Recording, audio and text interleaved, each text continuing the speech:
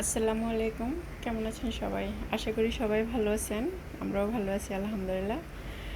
আমাদের পার্কের ঘোরাফেরা শেষ। এখন আমরা খেতে আসছি। এই রেস্টুরেন্টটা পার্কের সামনেই। আমার ছোটো বোন বললো এটার খাবার নাকি অনেক ভালো, সেজন্য আসলাম এখানে। ভাবলাম যে ট্রাই করে দেখি। রেস্টুরেন্টে ঢুকলাম। এই হচ্ছে রেস্টুরেন্টের ভিতরের অংশ। খাবার দাবার তৈরি করে আরেক পাশে, আর এখানে লোকজন বসার জন্য চেয়ার টেবিল দিয়ে সাজানো, একটু সিম্পলের ভিতরে গর্জিয়াস। ওইটা হচ্ছে সব টপ দিয়ে সাজানো, বাবু পাখির বাসা, তারপর হচ্ছে ছোট্ট ছোট্ট লাইটিং, বুঝছি বেশ সুন্দরই লাগতেছিল।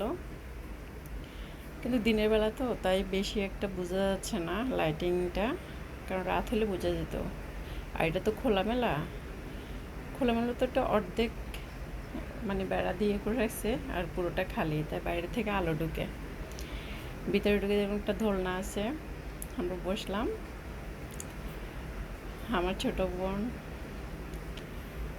সময় কাটাচ্ছে, যেহেতু মানুষজন এখনও আসে নাই, কারণ আমরা দুপুরবেলা তাড়াতাড়ি বের হয়েছি বাসা থেকে। পার্কেও ঘোরা শেষ, ঘোরার পরে এখানে আসি বসলাম। এই জন্য মানুষ তখন কম ছিল, একটু পরে অনেক ভিড় হয়ে যাবে। ভাবলাম আমরা তো তখন একটু আনন্দ করে দোলনায় চললাম সবাই মিলে। ওনারা খাবার অর্ডার করছে, বলতে আসছে খাবার নিয়ে আসবে কিনা। এখন আমি একটু একটু করে হেঁটে হেঁটে উপভোগ করতেছি। আমাদের খাবার রেডি। এটা হচ্ছে চিকেন মিটবল পিৎজা। বেশ ভালোই লাগছে পিৎজাটা খেতে। উনি সার্ভ করতেছে, সবাইকে দিচ্ছে। বসে আছে ছোট বোন, ওর ছেলে, হচ্ছে আমার হাজব্যান্ড, উনি খাবার দিয়ে দিচ্ছে আমাদেরকে। আর এটা হচ্ছে স্পেশাল চিকেন মিটবল। খাবারটা অনেক টেস্টি ছিল, দুটোই খাবারই অনেক মজা ছিল, পিৎজা আবার মিটবল দুটোই বেশ ভালো লাগছে। খাওয়া দাওয়া শেষ করলাম,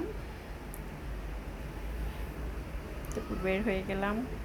দাঁড়িয়ে আছি, হাজব্যান্ড বললো তুমি এখানে একটু দাঁড়াও, তোমাকে একটা ভিডিও করে দিই।